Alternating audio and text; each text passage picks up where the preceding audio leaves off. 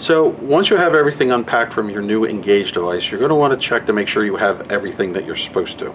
The kit includes your MDB cable, your DEX cable, your NAMA mounting kit, screws for mounting the Engage to the bracket or to the surface, your drilling template if needed, a gasket for protection, and your antenna. In some cases you may need to order a riser. Depending upon where you're mounting this device, you may have clearance issues, so you'll need to order a riser so that you can take care of that issue. Alright, so before you head out to go to your location, you want to make sure you have all the tools that you'll need to perform the installation. First off, you'll need a power tool, power drill, whether it's corded or battery operated, pliers, and or a 3/4 inch deep wall socket. 11/32 nut driver, does not need to be this long, it can be the shorter version. Phillips head screwdriver, an 8mm metric wrench, wire cutters, a 5/32 drill bit, and a step bit that'll do 3/4 inch and 1 inch holes and a 1/2 inch hole. You don't have to have the step bit, you can actually have the individual drill bits. I find this to be the easiest way to go. A couple of zip ties and your safety glasses. Alright, so now we're out on location where we're going to be installing the Engage device. The very first thing you want to check before you do anything on the machine is if you have a Verizon phone, because this particular unit works on Verizon, is you're going to want to check to make sure your Verizon cell phone has a signal. If your cell phone's coming up and saying no service, our device is not going to work in there, and you're going to need to go into another avenue of finding a way of bringing the signal from outside the building to into the room that you're working on. We recommend and have done a lot of work alongside with WPS antenna, so I do recommend that. If you don't have a Verizon phone, wherever you're at, you're going to run into people. Ask them if they have any problem with their service. Do they have a Verizon phone? Do they have problems with it? That's your next best source for finding out if your device is going to perform well in here. So moving forward, we're going to say yes, we have great signal here. So the next thing you want to do is you want to make sure that the firmware version of the machine is up to where it needs to be to operate your Engage device. This is a Crane GPL unit. It'll be the exact same for any of the Crane Nationals, the 160s, the 150 series. You're going to open up the machine and your vending control board is behind here. There's a 1/4 inch nut at the top, 1/4 inch nut at the bottom. You just need to loosen them up. It lifts up, spins out, and right here is your chip.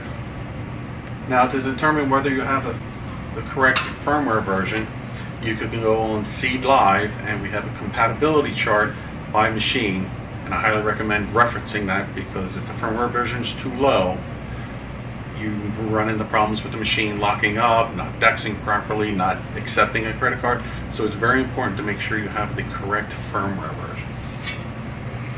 Alright, well now that we've determined that we have the appropriate firmware and we have signal, the next thing is to identify where you're going to mount the Engage device. On your GPL units and your National 150s and 160s, they all look the same in the front, and you have this plastic piece here in the front, which if you open this door, you'll see the back side of it. Now normally there's a tin plate on here also. This one has already been removed. So we need to remove this plastic piece. Normally you would take the 4 11/32 nuts off to get the steel plate out. To get this piece of plastic out, you need your little 1/4 inch nut driver. And down here in the bottom you'll see a little nut and screw. And you're going to back that off about 1 turn. And what that does, it allows you to grab this piece of plastic and pull it out. And then you can stick your fingers on the either side of it and slide the piece of plastic out. Now, I highly recommend anything you take off the machine that you're not going to put back on the machine, leave it inside the machine. Undoubtedly, sometime down the line, you may not put a credit card reader on it, and then you're looking for the parts that you originally took off. And then all we're going to do is we're going to retighten that screw gently, because it only screws into plastic and you can strip it and ruin it. So normally I would take the 11/32 nut driver and take these off, but these are already loose. Once you've opened up the opening for your engaged device, you're going to want to get your engaged device and your NAMA mounting plate and put the two together. Now it comes supplied with screws. They are metric screws, so if you lose one, you're going to have to go and find an M3 screw, which I have been able to find at Lowe's. Can't find them at Home Depot, but I found them at Lowe's.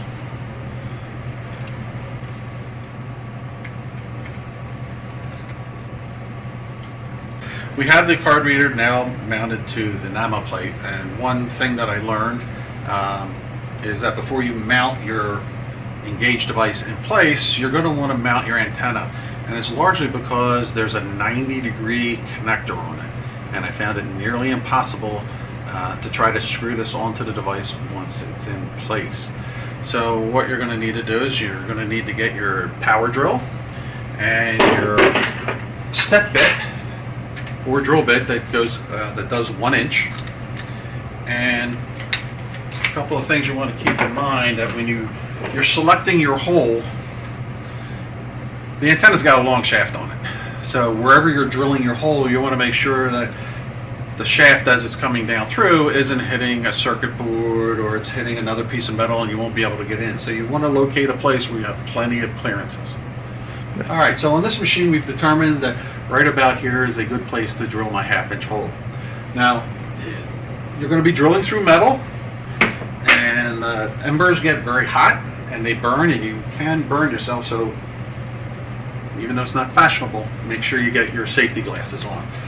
Now, I'm tall and I'm lucky, so you might need to have a step stool with you, or you can try drilling from the inside.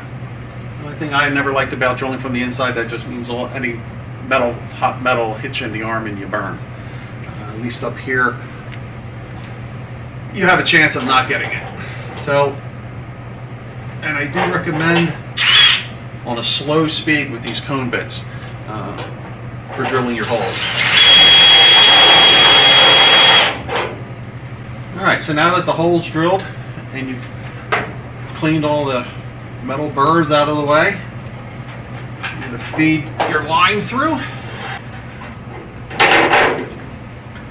The supplied nut has a notch cut out of it so that you can just slide it on to the cable and run it up to the stud. Once it's up snug, you can take your pliers, grab a hold of the nut, and you can actually just hold it in place and get it snugged up. Alright, so before we attach the antenna, it's a real good idea to go over all these connections that are in the back. For this application and any of your other soda and snack applications, there's only 3 you need to worry about. One is the lower antenna connector, the white MDB connector, and the upper DEX connector. So at this point we'll take the cable and we'll attach it. It is a little bit difficult to try to turn the nut, and what I have found is actually spinning the device is a lot easier. Once you do it yourself, you understand what I'm talking about. And you want to get that so that it's somewhat snug, and then you're going to grab your 8mm wrench and snug it up the rest of the way. Now you're going to want it so that it's not covering your MDB connection or your DEX connection.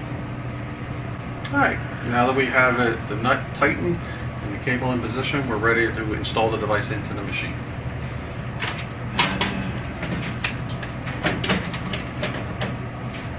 Once it's laying in its place, retrieve the nuts and install.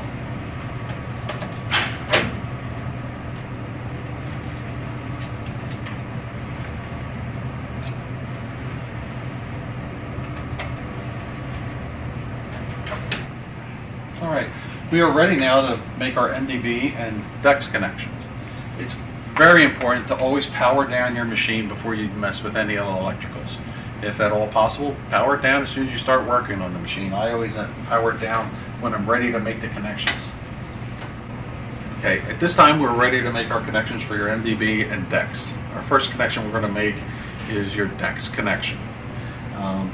Nationals, you have what they call it as a DEX dongle, which is a cable that's attached to the control board, and you have this connector. It's very important that you get the DEX jack plugged all the way into the connector, because if you don't, you'll get DEX failures. Next is to determine where you're going to splice your MDB into your payment chain, or your MDB. What I mean by payment system is that you have your motherboard with a cable that comes down and attaches to the bill acceptor, which then splits off and gets to the changer. You want to be in front of the bill acceptor. Now, how do you figure that out? Well, there's not a whole lot of connections to look at, but we do have two that look exactly like this. And the way you can tell that you're going to be in front of the bill acceptor is you're looking for the connection where you have one group of wires going into the connector and two separate ones coming out, as opposed to one group of wires going in and one group of wires going out. So by this, knowing one going in and two going out, we know that this is the bill acceptor. This is the bill acceptor, and this one's running down to the changer. And so at that point, you can break that connection and put us in between.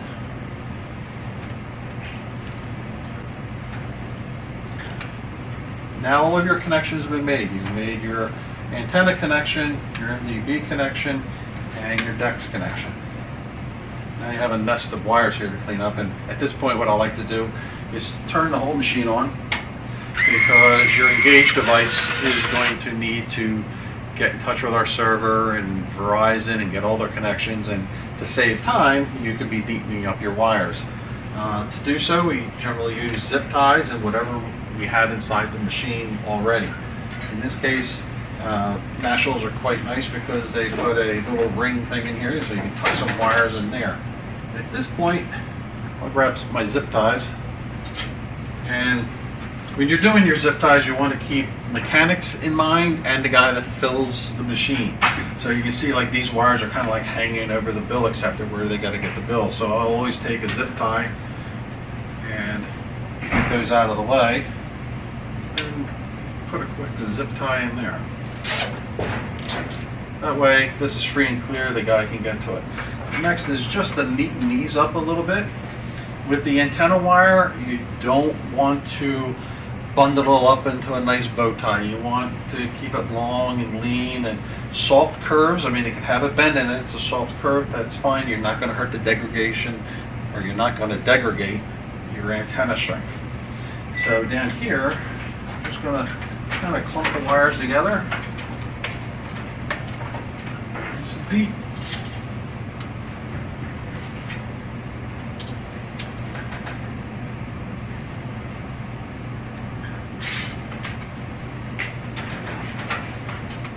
Everything's hanging away.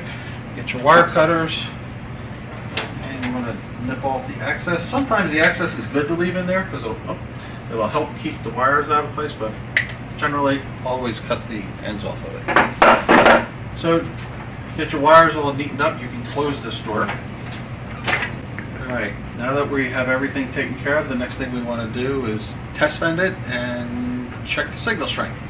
So I really recommend getting the pass card, which allows you to do as many vend tests as you want without charging your credit card, and the technician card, which once swiped will give you your signal strength, and then once it gets done giving you signal strength, it'll post the serial number of the device. Now it doesn't stay on very long, so I would recommend having your camera ready or videotaping it, because it does come up quite quickly. So we'll do the technician's cards first. It's authorizing. It's letting you know that the signal strength is 31. That stays up there for a while. And now it gives you the serial number of the device. So we know we have very good signal strength. That was 31. It doesn't get any better than that. So the next thing we want to check, will this vend an item? So when you swipe the card, it'll go through an authorization process. It'll let you know when it's ready. You make your selection. An item would vend out, let you know that an item is vended. It's also asking if you are set up that way for multi-vend. It will ask you if you want another item. If you don't want another item, you just hit the cancel. And let you know what you just spent.